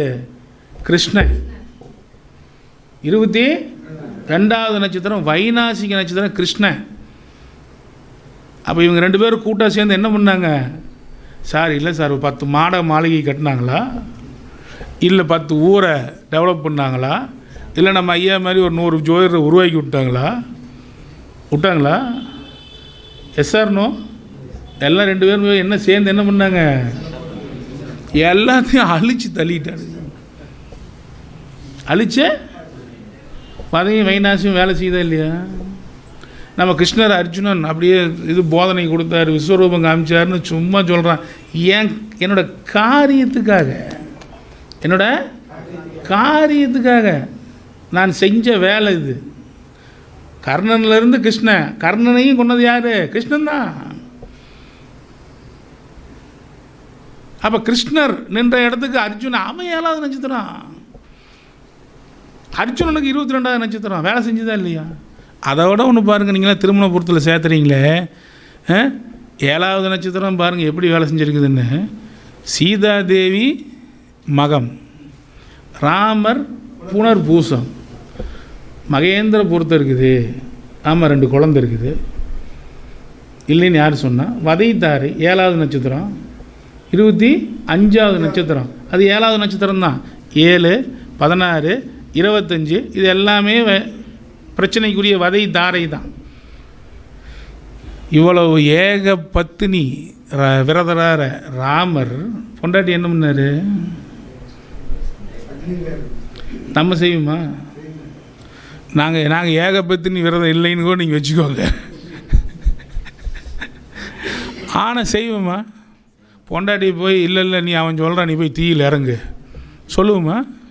நீங்கள் சொல்லி தான் பாருங்களேன், உங்களை தீயில் இறக்கிடுவாங்க. உங்களை தீயில் இறக்கிடுவாங்க சார். எல்லா யோகங்களும் நிறைந்த ஜாதகம் யாருது? ராமருது. அப்புறம் ஏன் வைநாசி இது 7வது நட்சத்திரம் வதைதாரையை அன்னைக்கு சேர்த்துருக்குறாங்களே, என்ன அர்த்தம்? அப்போ ஜோதிடத்தில் ஏதேனும் கருத்து பிரச்சனை இருந்திருக்குதா? அப்போ ஜோதிடத்தில் யாரேனும் கொஞ்சம் குறைவாக இருந்திருக்கிறாங்களா? யாராவது நம்ம ரிஷிகள் குறைவா? அப்படி இல்லைங்க, அப்படி அமைஞ்சிருக்கு ஒவ்வொரு இடத்துலையும். அதனால தான் இந்த குருச்சந்திர யோகம்னா எனக்கு சிரிப்பு வந்துடும். ராமர் ஜாதகத்தில் லக்கணத்தில் குருச்சந்திர யோகம் இருக்குது. என்ன வாழ்ந்தார்? பொண்டாட்டி ஒருத்தன் தூக்கிட்டு போயிட்டான், புல்ல ஒரு பக்கம் இருக்குது. ஒருத்தர் குருச்சந்திர ஜோதிட நிலையம்னே வச்சிருக்கிறார். குருச்சந்திர யோகம் ஜோதிட நிலையம். அப்போ என்ன பிரச்சனையாச்சு? அங்கே ஒன்றும் வேலை செய்யாது. குருச்சந்திரன் எங்கே சேர்ந்துருக்குதோ அந்த இடத்துல ஒரு நிம்மதி இல்லை, அந்த பாவத்தில் ஒரு நிம்மதி இல்லை. அவருக்காகவே என்னத்தை பண்ணிக்கிட்டாரு? என்ன பண்ணிக்கிட்டார் ராமர்? சார் கடைசி வரைக்கும் போராடிக்கிட்டே தானே இருந்தார். பெரிய யோகம் அப்படி இப்படின்லாம் சொல்கிறீங்க இல்லையா? உண்டா இல்லையா? எஸ்ஆர்னோ? ஸோ நட்சத்திரங்கள் கட்டாயம் வேலை செய்கிறது. நட்சத்திரங்கள் நீங்கள் தொழில் உங்களுக்கு செய்ய முடியல. நான் என்னை பொறுத்த வரைக்கும் டெய்லி இப்போ இன்றைக்கி பூரட்டாதி நட்சத்திரம் இல்லைங்களா? இன்றைக்கி நான் காலையில் எந்திரிச்சோன்னே என்ன பண்ணுவேன்னு தெரியுங்களா உங்களுக்கு? இப்போ நான் இங்கே வந்தோடனே நான் அதை சொல்லணும்னு நினச்சேன். பட்டு உங்களோட பிரசன்னத்தில் கொஞ்சம் இன்ட்ரெஸ்ட்டாக அப்படி இப்படி ஓடிட்டேன். அது உங்களுக்கு ஏதோ ஒரு நன்மை விளைவிச்சிருக்கா? நன்மையா? அப்போ இனிமேட்டு சும்மா குழப்பிக்குவீங்களா? அதை போடு, இதை போடு, அப்படி போடு, இப்படி போடு. இந்த குழப்பம் வேண்டியது இல்லை. குழப்பமே தேவையில்லாமல் ஒரு எளிய முறையை ₹1 கூட பணம் வாங்காமல் நீங்கள் சொல்லி கொடுத்தாச்சு இல்லை. இந்த வகுப்பு படிக்கணும்னா ₹3000 நம்மகிட்ட. அப்போ இன்றைக்கி வந்திருக்கிற இத்தனை பேரும் அல்லது கேட்டுட்ருக்கிற வீடியோவை பார்த்துட்ருக்க இத்தனை பேர்த்துக்கு இது இன்றைக்கி ஃப்ரீயாக தானே கிடச்சிருக்குது. ஸோ வந்ததுக்கு ஏதேனும் நம்மளால் முடிஞ்சது. இப்போ நம்ம இன்றைக்கி அங்கே இருந்தோம்னா 10-20 ஜாதகம் பார்ப்போம், அவ்வளோதான் பார்க்க முடியும். எல்லாம் 1000 பார்க்குறேங்கிறாங்க, எனக்கு அப்படி தெரியல. 10-25 பார்ப்போம். ஒரு எவ்வளோ நமக்கு ஒரு பெரிய தொகை இருந்திருக்கும். அது வேண்டாம் அப்படின்னு நீங்கள் வர்றதுக்கு காரணம் என்னென்னா, சேவையும் ஒரு நோக்கமாக இருக்கணும். சேவையும் ஒரு நோக்கம் இருக்கணுங்கிறதுக்காக தான். அதே மாதிரி பாருங்கள், இப்போ நீங்கள் எனக்கு தொழிலில் ரொம்ப கஷ்டம்னு நினைக்கிறீங்களா? ரொம்ப கஷ்டப்படுது அப்படின்னா உங்கள் 10ஆம் அதிபதி எங்கே இருக்கிறாரோ பார்த்துக்குங்க. அந்த நட்சத்திரத்துக்கு அடுத்த நட்சத்திரத்தினுடைய காரகங்களை நீங்கள் இயக்குங்க. 10ஆம் அதிபதி எங்கே இருக்கிறாரோ அந்த நட்சத்திரத்துக்கு அடுத்த நட்சத்திரத்தோட காரகங்களை இயக்குங்க. இயக்குனீங்கன்னா கட்டாயம் என்னாகும், ஜெயிக்கக்கூடிய அமைப்பு நிச்சயம் உங்களுக்கு கிடைக்கும். நிச்சயம் உங்களுக்கு கிடைக்கும். இப்போ பாருங்கள், மகர லக்னம் 10ல் சுக்கிரன் இருக்குது. 10ல் சுக்கிரன் இருக்குது. அது உங்களுக்கு ஒரு சுவாதி நட்சத்திரம் இருக்குதுன்னு வச்சுக்கோங்களேன். சுவாதி நட்சத்திரத்தில் இருக்குதுன்னு வச்சுக்கோங்களேன். இப்போது இந்த ஒரு தொழில் பண்ணுறாரு, சரியாக வரமாட்டேங்குது. 10ல் தான் சுக்கிரன் இருக்குது. எல்லா ஜோதிடரும் பார்க்குறாங்க, நல்லா இருக்குது, நல்ல டைம் ஓடுது, நீங்கள் தொழில் செய்யலான்னு சொல்கிறாரு. ஆனால் கடைசி வரைக்கும் இவர் தொழிலில் என்ன பண்ண முடியல. இவர் கட்டடம் கட்டுற கான்ட்ராக்டராக இருக்கார், என்ஜினியரிங் படிச்சிருக்கிறாரு, எல்லாம் பண்ணியிருக்காரு. ஒன்றும் ஜெயிக்க முடியல, ஒன்றும் ஜெயிக்கவே முடியல. இப்போ இதுக்கு அடுத்த நட்சத்திரம் இப்போ ரொம்ப சிரமம்னா நம்ம அதுக்கு நேர் 7 பார்க்கணும். நேர் 7 சுக்கிரன் 10ஆம் அதிபதிக்கு நேர் 7 செவ்வாயை பார்க்கணும். அதுதான் நிவர்த்தி ஸ்தானம்னு பேர். அதுதான் நிவர்த்தி ஸ்தானம்னு பேர். அந்த நிவர்த்தி ஸ்தானம் கெட்டு போச்சுன்னு வச்சுக்கோங்க. நிவர்த்தி ஸ்தானம் கெட்டு போச்சு அப்படின்னா ஆட்டோமேட்டிக்காக என்னாகும், அவருக்கு பரிகாரம் வேலை செய்யாது. இப்போ மகர லக்னத்துக்கு 10ல் போய் துலாத்தில் சுக்கிரன் வச்சிட்டிங்கன்னா சுக்கிரனுக்கு நேர் 7 செவ்வாய் தான் நிவர்த்தி. அது போய் நீசமாக அஸ்தமனமாக இருந்தால் பரிகாரம் வேலை செய்யாதுன்னு அர்த்தம். பரிகாரம் வேலை செய்யாது. இல்லை சார், இதை மீறி ஜெயிக்கணும் அப்படின்னா ஒரு உபாயம், அது வேணுமா? அடுத்த நட்சத்திரம் என்னங்க? விசாகம். விசாகம்னா என்ன? குருவா? சரி, விசாகத்துக்கு ஒரு பாட்டு இருக்குது பாருங்கள். விசாகம் சட்டி பானை கூடம் முடையிறது தோரணம் இதெல்லாம் தானே, இதெல்லாம் தானே. இதுதான் விசாகம். சக்கரம் அடிப்படையாக ஒரு 4-5 விஷயத்தை சொல்கிறேன். எல்லாத்தையும் சொன்னால் அன்றைக்கி வகுப்பெடுத்து மாதிரி ஆகி போயிடும். அது ஒரு சக்கரம், குயவன் சக்கரம், சட்டி பானை. அதுக்கு உண்டான சித்தர் யார் தெரியுங்களா? குதம்பை சித்தர். இந்த விசாக நட்சத்திரம் சட்டிப்பானை தானா அப்படி உங்கள் எல்லாரும் சந்தேகம் இருக்குதில்ல. அவர் பாடின பாட்டு என்ன தெரியுங்களா? நந்தவனத்தில் ஓர் ஆண்டி அவன் 4 மாதமாய் குயவனை வேண்டி கொண்டு வந்தான் ஒரு தோண்டி, அதை கூத்தாடி கூத்தாடி போட்டுடை தாண்டி நந்தவனத்தில் ஓர் ஆண்டி. இது குதம்பை சித்தரோட பாட்டு. இது யார் பாட்டு? அந்த விசாகத்துக்கு குரு யார்? அந்த விசாக நட்சத்திரத்துக்குமான சித்தர் யாருன்னா குதம்பை சித்தர் தான். அவர் எடுத்தோன்னே ஏன் கோலையை சொல்கிறாரு, தோண்டியை சொல்கிறாரு, குயவனை சொல்கிறாரு? நட்சத்திரத்தை இயக்குறாருங்க, நட்சத்திரத்தை இயக்குறாரு. இப்போ நம்ம சொல்கிறோம், சார் ஒரு 10 ஃப்ளாஸ்க் வாங்கிக்கிங்க சார், 10 ஃப்ளாஸ்க், அதில் ஹாட் இருக்கணும், கோல்டு இருக்கணும், அந்த மாதிரி வாங்கிக்கிங்க. கொண்டு போய் இந்த கூடம் முடையிறாங்கல்ல, இந்த சட்டிப்பானை செய்கிறாங்க, ரோட்டில் விற்கிறாங்க, அவங்களுக்கு கொண்டு போய் 10 கொடுத்துட்டு வந்துடுங்க சார், உங்கள் தொழில் ரன்னிங் ஆகும் அப்படின்னு நம்ம சொல்கிறோம். நம்ம வெற்றி பெறணுமா இல்லையா? வெற்றி பெறும். இந்த தொழிலில் அவருக்கு நல்ல வாய்ப்பு, அதிலிருந்து அந்த அப்பப்போ அதை பண்ண ஆரம்பிக்கிறார். நம்ம ஒரு டைம் சொல்கிறோம், ஒரு திடீர்னு ஒரு கான்ட்ராக்ட் அவருக்கு கிடைக்கிது, ஒரு பெரிய வீடு ஒன்று அவருக்கு கிடைக்கிது, ஒரு பெரிய வீடு கிடைக்கிது. உடனே அது பிடிக்கிறார். ஓ, அப்போ 10 பாட்டில் கொடுத்தா நமக்கு கிடைக்கிது, அப்போ இனிமேல் நம்ம என்ன பண்ணோம், ஏதாவது கான்ட்ராக்ட்னா நம்ம போய் ஒரு 5 பாட்டில் கொடுத்துட்டு போகலாம் அப்படின்னு எந்த ஒரு கான்ட்ராக்டுக்கு முன்னாடி அந்த இன்ஜினியர் என்ன பண்ணுறாரு, அந்த பிளாஸ்க்கு தானம் கொடுத்துட்டு போகிறாரு, அந்த ஆர்டரை வாங்கிக்கிறாரு, செஞ்சுக்கிறாரு. இன்றைக்கி பொள்ளாச்சியில் மிகப்பெரிய அளவில் நடக்கிற கன்ஸ்ட்ரக்ஷனுடைய எம்டி தான் அவர். கிட்டத்தட்ட ஒரு 10லிருந்து ஒரு 30 கோடி ரூபா சொத்து அவருக்கு இருக்குது. அதாங்க ஏன் அந்த நந்தவனத்தில் ஒரு ஆண்டி சார் உங்களுக்கு சொன்னல, உங்களுக்கு அவர் என்ன குயவன் சக்கரம், சட்டி பானை. அது இந்த காலத்தில் என்னது, இந்த காலத்தில் நம்ம சட்டி வாயாக கொடுக்க முடியும், நீர் பாத்திரம், நீர் பாத்திரம். அப்போ அதுக்கு தகுந்த மாதிரி யோசனை பண்ணி கொடுக்கணும்.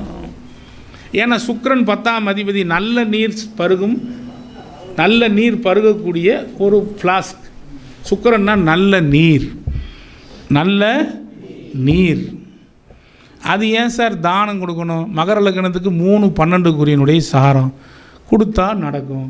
ஏன் 10 கொடுக்கணும்? 10ஆம் இடத்துல இருக்குது, அதனால கொடுக்க சொன்னோம். Yes or no? ஏன் கூட முடையவன் கொடுக்கணும்? அந்த நட்சத்திரத்தினுடைய காரகம், சட்டிப்பானை கூட முடையவன் கொடுக்கணும். கொடுக்குறாங்க. அவர் வாங்கி ஏதோ ஒரு பிரச்சனைனா சுடுதண்ணி வாங்கி ஊற்றி குடித்தா நன்மை அவருக்கு நடக்குது, இவருக்கு நடக்குது. இல்லை ஒரு ஃப்ளாஸ்க் எடுத்துகிட்டு நல்ல தண்ணி வாங்கி போய் குடித்தாருன்னா நல்லது நடக்குது, ஒரு டீயை வாங்கி குடித்தா நல்லது நடக்குது. இவ்வளோ தானே. அப்போ ஒரு 10 ஃப்ளாஸ்கில் கூட தொழில் என்ன பண்ண முடியும்? ஓட வைக்க முடியும், ஓட வைக்க முடியும். அப்படி இல்லைன்னா இல்லை சார், எனக்கு இந்த மாதிரியெல்லாம் பரிகாரங்கள் ஒத்து வராது, எனக்கு ஒத்து வராது அப்படின்னா என்ன பண்ணணும்? சக்கரத்தாழ்வார் போய் வழிபடுங்கன்னு சொல்லிடணும்.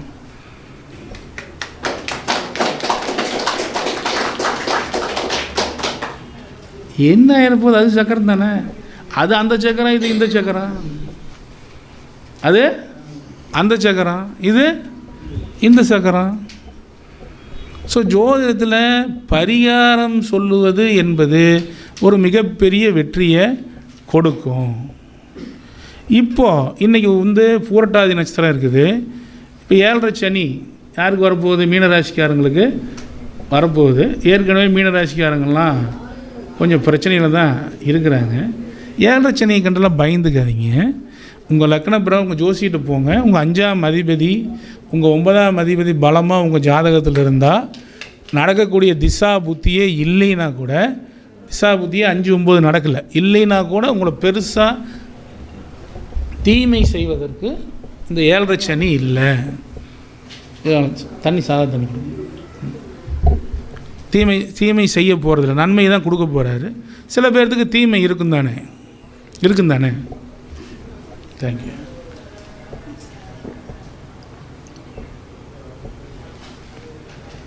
அப்போ இதைத்தான் நான் ஜோதிடர்கிட்ட என்ன சொல்கிறேன்னா, டெய்லி ஒரு நட்சத்திரம் வருது. அந்த நட்சத்திரத்தை காலைல பார்த்தோன்னா அந்த நட்சத்திரத்துக்கு உண்டான ஏதோ ஒரு பதிகத்தை,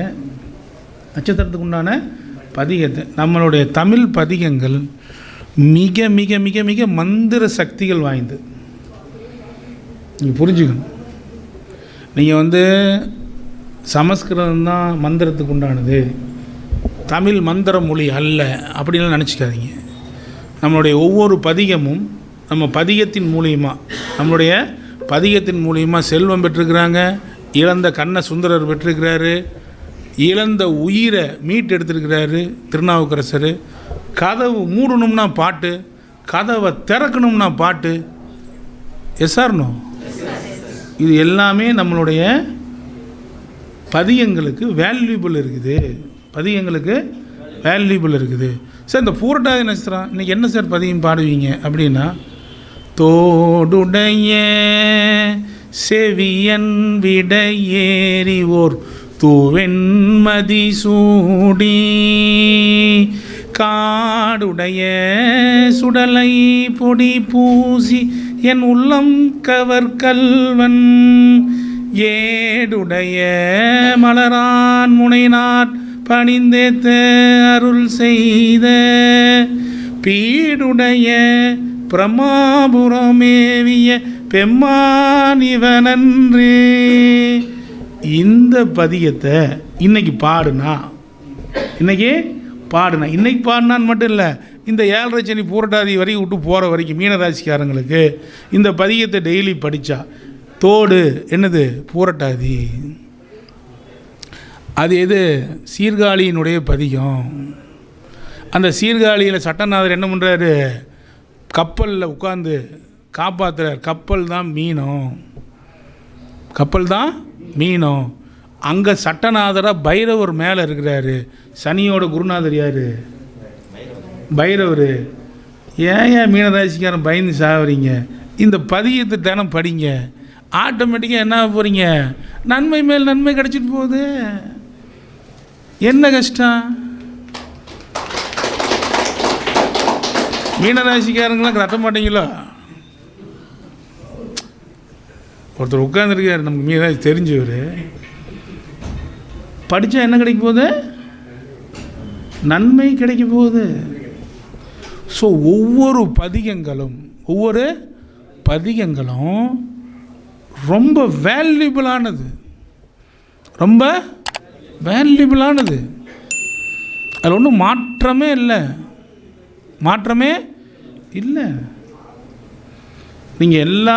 நீங்கள் பதிகங்களில் சில பதிகங்கள் பாருங்கள். இப்போது ஒரு சதய நட்சத்திரத்தில் போய் 4ஆம் அதிபதி இருக்குது. இப்போ ஒன்றும் இல்லை, விருச்சிக லக்னம் 4ல் சனி இருக்குதுன்னு வச்சுக்கோங்க. அது சதயத்தில் இருக்குது. சீக்கிரம் வீடு அமைய விடுமா? 4ல் சனி இருந்தால் வீடு அமைய விடுமா? இந்த செவ்வாயும் போய் இதில் இருக்குது, கடகத்தில். செவ்வாயும் இப்போ என்ன சார் பண்ணுறது? கேள்வி வருமா இல்லையா? சரி, எப்படி வீடு அமையறதுக்கு 4ல் சனி இருக்குது, ஒன்று பழைய வீடு வாங்குறதா? 4ல் சனி பொதுவாக 4ஆம் இடத்துல சனி தொடர்பு இருந்தால் ஒன்று பழைய காரோ அல்லது இடித்து போன வீடோ அல்லது பழைய வீடு வாங்குறதோ இது ஒரு நன்மையான வாய்ப்புகளை கொடுக்குங்கிறது நம்முடைய இது. ஆனால் அமையணும்ல. போகிற பக்கமெல்லாம் பார்க்கும்போதெல்லாம் இது குற்றம் இது குற்றம்னு இருந்தால் சனி இருக்கிற இடத்துல ஒரு குற்றம் கண்டுபிடிச்சிக்கிட்டே இருக்கும். சனி இருக்கிற இடத்துல ஒரு குற்றம் இருந்துக்கிட்டு இருக்கும். ஏன்னா அவரே கொஞ்சம் குற்றமுடையவர். அதனால் எப்போ பாரு சனி இருக்கிற இடமெல்லாம் ஒரு குற்றம் இருக்கும். சனி இருக்கிற இடத்துல நம்ம மனசுக்கு ஒரு குற்றம் இருந்துக்கிட்டே இருக்குது. அப்போ சீக்கிரம் ஜெயிக்க முடியாது. இப்போ என்ன சார் பண்ணலாம் அப்படின்னா, ரொம்ப எளிமை. சதயத்தில் பிறந்தவர் யார்? சரி, அங்கே தான் போங்க. சதயத்தில் ரைட், ராஜராஜ சோழன். போங்க தஞ்சாவூரில் ஒரு சிறப்பு இருக்குது தெரியுமா உங்களுக்கு? தஞ்சாவூரில் வாஸ்து பார்க்குறவங்க எல்லாரும் போய் பார்க்க வேண்டிய இடம் தஞ்சாவூர். அங்கே ஒரு சிறப்பு இருக்குது. எல்லாருக்கும் நீங்கள் போய் அந்த கோபுரத்துக்கு முன்னாடி, உள் கோபுரத்துக்கு முன்னாடி பார்த்தீங்கன்னா சூரியனும் சந்திரனும் இருப்பாங்க. அந்த கோயில் இந்த பக்கம் ராகு இருப்பார். யாருக்காவது தெரியுமா? இப்படி உள்ளே போகிறீங்கல்ல, உள்ளே போனால் இந்த பக்கம் அந்த பக்கம் சூரியன் சந்திரன் இருப்பாங்க. ஆனால் தஞ்சாவூர் கோயிலில் மட்டும் இந்த பக்கம் லெஃப்ட் சைடில், இங்கேருந்து போகும்போது லெஃப்ட் சைடில் ராகு தான் இருப்பார். அங்கே போய் எனக்கு கொஞ்சம் தடை நீர்னு வேண்டிக்கிங்க. ஓகே, டன்னு. அதுவும் ஒரு வாஸ்து கோயில் தான். அதை விட்டால் உங்களுக்கு அதை விட சிறந்த வாஸ்து கோயில் ஒன்று சொல்கிறேன், கேட்குறீங்களா? இந்த சதய நட்சத்திரத்தில் பிறந்தவர் யார் தெரியுங்களா? திருநாவுக்கரசர். அந்த திருநாவுக்கரசர் முக்தி அடைந்தது ஒரு வாஸ்து தலத்தில். அது திருப்புகலூரில் அக்னீஸ்வரர் கோயிலில் அவர் முக்தி அடைஞ்சார். ஒரு வேளை உங்களுக்கு இடமே அமையல, அல்லது உங்களுக்கு வாஸ்து குற்றமாக இருக்குது, மனை பிரச்சனையாக இருக்குது அப்படின்னு இருந்தால் நீங்கள் ரொம்ப எளிமையாக அதே அந்த சதய நட்சத்திரத்தன்னைக்கு அவரை போய் வழிபட்டு வந்தீங்கன்னா ஒரு நன்மை கிடைக்குது. இப்போ அந்த கோயில் கும்பாபிஷேக வேலைகள் இருக்குது. இப்போ வாஸ்துக்கு ஒரு கோயில், அந்த கோயில் எப்படிப்பட்ட கோயில் தெரியுங்களா? உங்கள் எல்லாருக்கும் திருப்புகழூரை பற்றி தெரியுமா? நீங்கள் புகழ் அடையணும்னா போக வேண்டிய இடம் அந்த இடம்தான். உங்கள் பேர் புகழ் அந்தஸ்து வேணும், ஜோதிடத்தெல்லாம் ஜெயிக்கணும், வாஸ்துலாம் நான் நம்பர் 1 ஆகணும் அப்படின்னா எங்கே இருக்குது தெரியுங்களா? அது மயிலாடுதுறைக்கு பக்கத்தில், அது மாயவரம் பக்கத்தில் திருப்புகழூர், திருவாரூர் டிஸ்ட்ரிக்டில் இருக்குது. திருப்புகழூருங்கிற இடம். அந்த கோயில் இப்போ வேலை செஞ்சிட்ருக்காங்க. அந்த கோயிலை இப்போ கும்பாபிஷேகத்துக்காக திருப்பணி பண்ணுறாங்க. ஸோ வாஸ்து ஜோதிடர்கள் இத்தனை பேர் இருக்கிறீங்கள, இந்த வாஸ்து ஜோதிடர்கள் ஏதோ ஒரு காரணத்தில் ஏதோ ஒரு வாஸ்துன்னு சொல்லி ஒரு 1000 ரூபாய் வாங்கியிருப்பீங்கள்ல, இல்லை ஒரு 50,000 வாங்கியிருப்பீங்க, 1,00,000 வாங்கியிருப்பீங்க, பல லட்சம் வாங்கியிருப்பீங்க. வாஸ்துனால நீங்கள்லாம் ஜெயிக்கிறீங்கள. வாஸ்துக்கே உண்டான கோயில் அது. அந்த இடத்துல நீங்கள் செங்கல் வச்சு பூஜை பண்ணிட்டு வந்தால் கட்டாயம் மென்மேலும் வளரும் அப்படின்னு ஒரு ஐதீகம் இருக்குது. அப்போ அந்த கோயிலில் ஒரு திருப்பணிக்கு நீங்கள் வாஸ்து ஜோதிடர்கள்லாம் சேர்ந்து ஒரு திருப்பணி, ஒரு மதில் ஏறுறதுக்கோ அல்லது அந்த கோயில் கட்டுறதுக்கு ஏதேனும் உதவுனா, அல்லது இப்போதைக்கு ஒரு பெரிய கட்டடம் கட்டுறவங்க அந்த சதய நட்சத்திரக்காரங்களாக இருந்தாவோ, அல்லது 4ஆம் அதிபதி சதயத்தில் இருந்தாவோ, அல்லது உங்கள் செவ்வாய் சதயத்தில் இருந்தாவோ, அந்த கோயிலை அது கட்டுறதுக்கு ஏதேனும் ஒரு உதவி செஞ்சிங்கன்னா உங்களுக்கு ஆட்டோமேட்டிக்காக இங்கே என்னாகும், வாஸ்து குற்றங்களே இருந்தால் கூட அது என்ன ஆக போகுது, நிவர்த்தி அடையும். இது ஒரு நல்ல வாய்ப்பு தானே, உண்டா இல்லையா? இப்போ வாஸ்து பார்க்குறோம், அதுவே வாஸ்து கோயில், அதுவே வாஸ்து கோயில். ஏன் பண்ணக்கூடாது? ஏன் பண்ணக்கூடாது? பண்ணலாம்ண்ணே. பல கஷ்டங்கள் இருக்குல்ல, வீடு அமையல. இப்போ வீடு கட்டி நிற்கிது, வீடு கட்டி பாதியில் நிற்கிது, பார்க்குறோம். வேறு இன்ஜினியரை கொண்டு வந்து விட்றோம், ஏரில். இன்னொரு இன்ஜினியரை கொண்டு வந்து விட்றோம், ஏரில். என்ன சார் பண்ணுறது? வேணுமா? நிறைய பேருக்கு அந்த கஷ்டம் இருக்குது தானே. பாதியில் நிற்கிற வீட்டை என்ன பண்ணுறதுன்னு தெரியாமல் இடிக்கிறதா அல்லது பண்ணுறதா போகிறதா அப்படிங்கிற ஒரு கஷ்டங்கள் உங்களுக்குலாம் இருக்குது தானே. இதுக்கு தான் என்ன சொல்கிறேன் அப்படின்னா, ஒவ்வொரு ராசிக்கும் ஒவ்வொரு ராசி. இப்போ மேச லக்னம் அப்படின்னா கடகம். அப்போது அந்த வீட்டில் அந்த வீடு கட்டி நின்று போன இடத்துல அந்த மண்ணில் கடகம்ங்கிறது சந்திரனோட வீடா. அப்போ அரிசி மாவை கொஞ்சம் தேன்லையோ அல்லது வெள்ளத்துலையோ கலந்து கொஞ்சம் தூவி விடுங்க, எறும்பு வருமா? எங்கே இந்த உலகத்தை விட்டு எறும்பு போயிடுச்சுன்னா நீங்கள் அழிஞ்சு போயிடுவீங்க. எறும்புக்கு அவ்வளோ ஒரு பவர்ஃபுல் இருக்குது, எறும்புக்கு அவ்வளோ ஒரு பவர்ஃபுல் இருக்குது. எறும்போட ஒரு ஒழுங்கு உங்கள்கிட்ட யாருக்காவது இருக்குதா? ஒழுக்கம் இல்லாதவர்கள் எறும்பினுடைய ஒழுங்கை பார்த்து கடைபிடிக்கணும். உட்காந்துக்கிட்டே சாப்பிட்ற யோகம் வேணுனாலும் எறும்புக்கிட்டு தான் போகணும். ஏன் தெரியுங்களா? வெய்ய காலத்துலையெல்லாம் போய் உணவை தேடிட்டு வந்து குளிர்காலத்திலலாம் உட்காந்து சாப்பிட்றது எறும்பு, உட்காந்து சாப்பிட்றது எறும்பு. நம்ம வேதங்களில் சொல்லியிருக்கு. என்ன இது? எங்கேயும் போகல, இது ஒன்றும் நானாக கண்டுபிடிக்கல, இது ஒன்றும் நானாக. உங்களுக்கு உட்காந்தே சாப்பிட்ணுமா? இந்த அரிசி மாவும் இதையும் கொண்டு போய் இந்த இப்போ எறும்பாத வீடு இருக்குதா, கொண்டு போய் சுற்றி தெளிச்சு விடுங்க. ஒரு 500 எறும்பு வரும், ஒரு 1000 எறும்பு வரும். கொஞ்சம் கொஞ்சமாக அந்த எறும்பு ஒரு 10 நாள் 20 நாளைக்கு சும்மா தெளிச்சு விடுங்க. அப்போ எறும்பு வந்துட்டு போக போக அந்த கட்டிடத்தில் கொஞ்சம் கொஞ்சமாக என்னாகும், அதனுடைய இருப்பிடம் அதிகமாக உங்களுடைய வாஸ்து குற்றங்களை அது எடுத்துக்கிட்டு போயிடும். இதுக்கு நம்மளுடைய முன்னோர்களே சொல்லியிருக்காங்க, எவர் ஒருவர் எறும்பு புற்றுக்கு தேன் ஊற்றுகிறார்களோ, தேன்னா சர்க்கரை, இன்றைக்கி சர்க்கரைன்னு வச்சுக்கலாம், இன்றைக்கி சர்க்கரை, அன்றைக்கி அந்த காலத்தில் தேன் தானே இனிப்பு, தேன் ஊற்றுகிறார்களோ அவர்கள் அடுத்த ஜென்மத்தில் மாட மாளிகையிலும் கூட கோபுரத்திலும் வாழ்வான்னு எழுதியிருக்கு.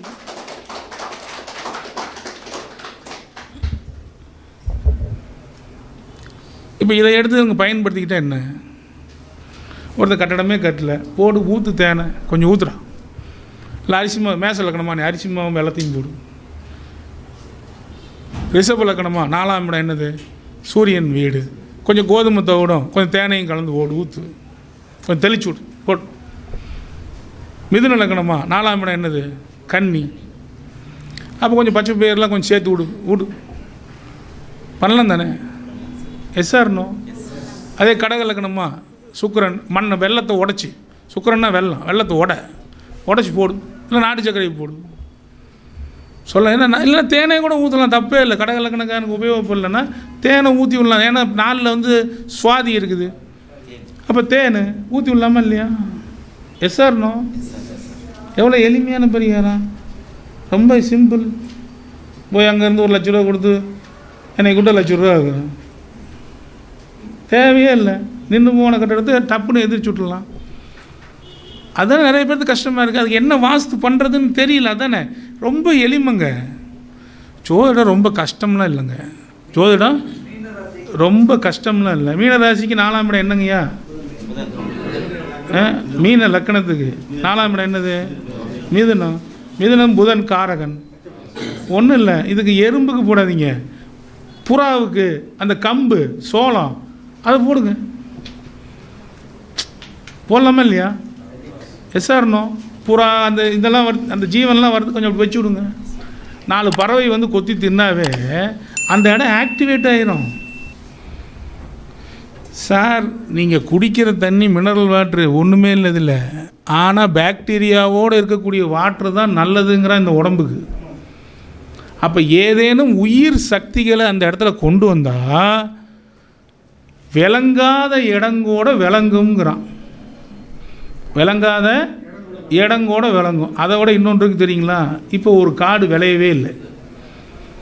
காடு இப்போ இங்கே இருக்க கிராமத்தில் அப்படி தானே கேட்குறாங்க, சார் இந்த விளைச்சல் போட்டேன் ஆகலை, அந்த விளைச்சல் போட்டேன் ஆகலை, சொல்கிறாங்களா இல்லையா? சொல்கிறாங்களா இல்லையா? விவசாயி எத்தனை பேர் வந்து கேட்குறான், சார் இந்த என்ன சார் இப்படி ஆகிப்போச்சு, என்ன சார் அப்படி ஆகிப்போச்சு, இது விளையல சார், அது விளையல சார், இல்லை நஷ்டமாயிடுச்சு சார் அப்படின்னு சொல்லி கேட்குறாங்களா? என்ன சொல்லுவீங்க? என்ன சொல்லுவீங்க? என்ன வேணும்? வேணுமா? வேணும்னா சவுண்டு பத்தலையே. விவசாயத்துக்கு நீங்கள் ஜோதிடம் சொல்லிட்டீங்கன்னா நீங்கள் தாங்க நம்பர் 1. ஒரு காடு விளையாத காட்டை என்ன பண்ணணும்? அதுக்கு தான் அந்த காலத்தில் இதுவும் பாருங்கள், எல்லாமே நீங்கள் நிறைய விஷயங்கள் கேள்விப்பட்டுக்கிட்டே இருக்கணும். நீங்கள் வன்னி மரம் வளர்த்தா விளையாத காடு விளையும், விளையாத காடு விளையும். வன்னி மரம் அன்னைக்கு அதுக்கு தான் சொன்னாங்க, விளையாத காட்டுக்கு 8 வன்னியும் விளங்காத மனுஷனுக்கு 8 ஆடு வாங்கி கொடுறான். என்ன சொன்னா? விளங்கவே மாட்டான் இருக்கிறவனுக்கு 8 ஆடை வாங்கி மேயிடா அப்படின்னா 8 என்னாக 16, 16 என்னாக 32, 32 என்னாக 64. எங்கேயோ போயிடுவான் அவன். ஒன்றுமே விளங்கலை, படிப்பு இல்லை, ஒன்றும் இல்லை, எதுவும் இல்லை, தேவையில்லை, 8 ஆடு வாங்கி கொடுறான் அவனுக்கு. காடு விளையில சார், 8 வன்னி மரம் வைடா. உன்னோட பசுமை இருந்துக்கிட்டே இருக்கும். உன்னோட பசுமை இன்னைக்கு பாருங்கள், அது உண்மையா அப்படின்னா உண்மை. நீங்கள் தஞ்சாவூரோட ஸ்தல விருட்சம் என்னன்னு தெரியுமா? தஞ்சாவூர் பிரகதீஸ்வரர் கோயிலோட ஸ்தல விருட்சம் என்னங்க? இதே வன்னி மருந்தாங்க, இதே வன்னி மருந்தாங்க, போய் பாருங்கள், இதே வன்னி மருந்தான். நீங்கள் எல்லாரும் கார்த்திகை மாதத்தில் என்ன பண்ணுறீங்க? இல்லைங்க, தீபம் ஏற்றுறீங்களா? தீபம் ஏற்றுறீங்க. கார்த்திகை தீபம் ஃபேமஸ் தானுங்களே. கார்த்திகை மாதம்தான், கார்த்திகை தீபந்தான். அது ஏற்றுற இடம் எது? திருவண்ணாமலை. திருவண்ணாமலையோட ஸ்தல விருட்சம் எதுன்னு தெரியுங்களா? மகிழ மரம். மகிழ மரம் ஸ்தல விருட்சம். மகிழ மரம் எந்த நட்சத்திரத்தோட ஸ்தல விருட்சம்? அனுசு எங்கே இருக்குது? விருட்சம் என்ன மாதம்? இப்போ கை தட்டலாமா கூடாதா?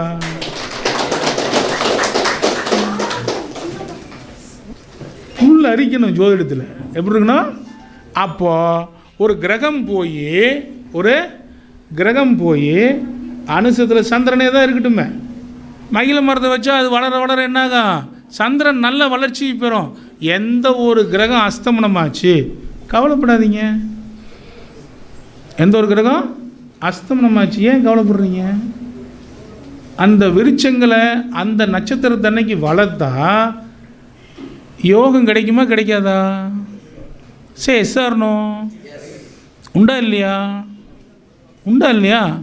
கிடைக்குதானே வேணும். அப்போ உண்மையாலுமே விருட்சங்கள் இருக்குதா அப்படின்னா இருக்குதுங்கிறதுக்கு இந்த திருவண்ணாமலையே ஆதாரம். திருவண்ணாமலையே ஆதாரம்.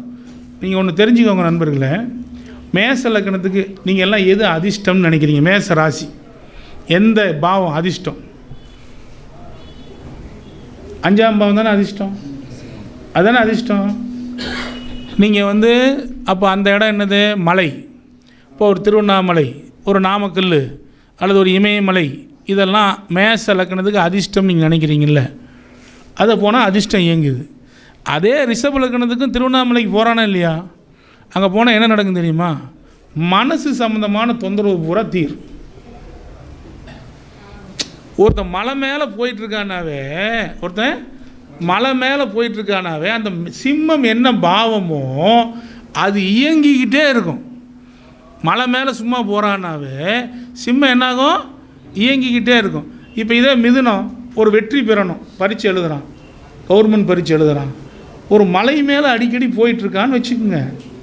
பக்கத்தில் ஏதோ ஒரு மலை இருக்குது, இப்போ இங்கே பக்கத்தில் ஏதோ ஒரு நைனாமலை இருக்குதுன்னு வச்சுக்கோங்க, அங்கே போயிட்டுருக்கான்னா நீங்கள் திருவண்ணாமலை தான் போகணுன்னு அவசியமே இல்லை, திருவண்ணாமலை தான் போகணும்னு அவசியம் இல்லை.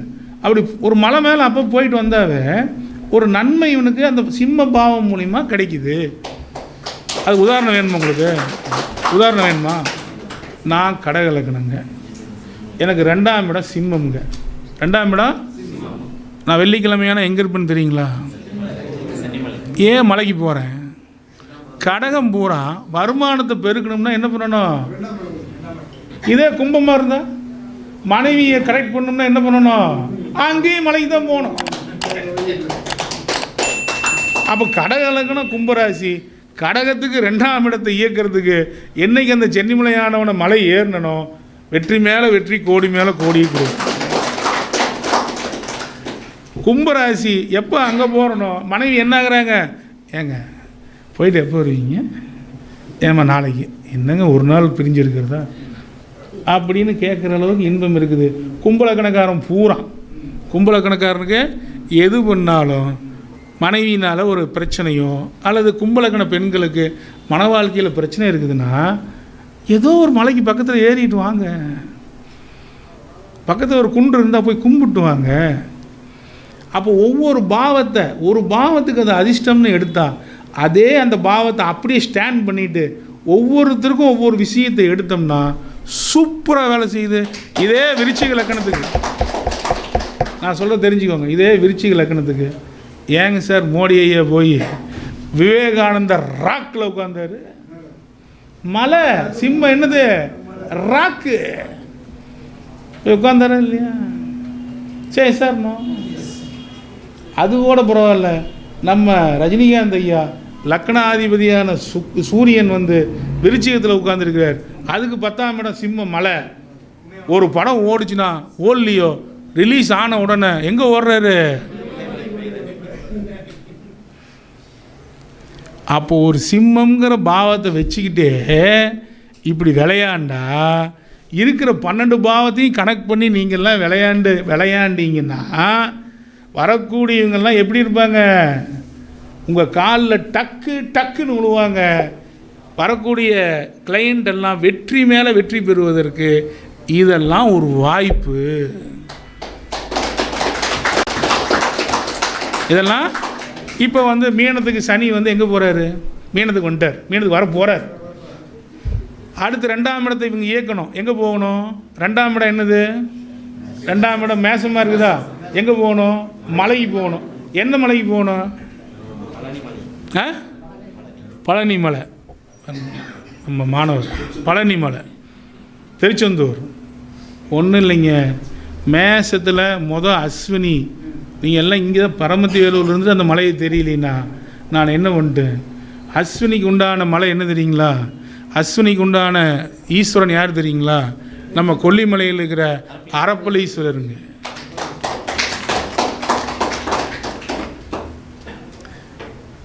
புரிஞ்சுதுங்களா? ஏன் போகக்கூடாதா? எஸ்ஆர்னோ? இப்போ அரப்பளீஸ்வரர் ஒரு டைம் போய்ட்டு இருக்கக்கூடாதா? அது என்ன தள்ளி வைக்கப்பட்ட கோயிலா? அதுவே என்னது? கொல்லி மலை. கொல்லி என்றாலும் சனி, சனி செவ்வாய் சேர்ந்தவங்க போகக்கூடிய மலை கொல்லிமலை. அதை விட சனிக்கு சிறந்த பரிகார ஸ்தலம் என்ன தெரியுங்களா? கொல்லிமலை தான். ஏன்? மாசி பெரியண்ணசாமி கோயில் எங்கே இருக்குது? கொல்லிமலையில் இருக்குது. மாசி மாதங்கிறது யாரோட வீடு? சனியினுடைய வீடு. அப்போ சனிக்கு பரிகாரமாக கொல்லிமலை போயிட்டு வந்தால் என்ன தப்பு? அதுவும் குளுமையான பிரதேசமாக. சனியே குளுமையான பிரதேசம். ஆக்சுவலாக நீங்கள் ஊட்டி கொடைக்கானல் போனால் உங்களுக்கு ஒர்க் அவுட் ஆகாது. சும்மா விடுறது கதை. அதாவது எதை வேணாலும் சொல்லலான்னு சொல்கிறாங்க. அப்படி இல்லை நண்பர்களே. பர்டிகுலராக என்ன அதெல்லாம் ஐயா சொல்கிறாரு. பர்டிகுலராக இதுதான், இப்படி தான் சொன்னீங்களா இல்லையா? அப்படின்னு சொல்கிறதுக்கு உண்டான வாய்ப்பு இல்லைன்னா இமயமலைக்கு போ.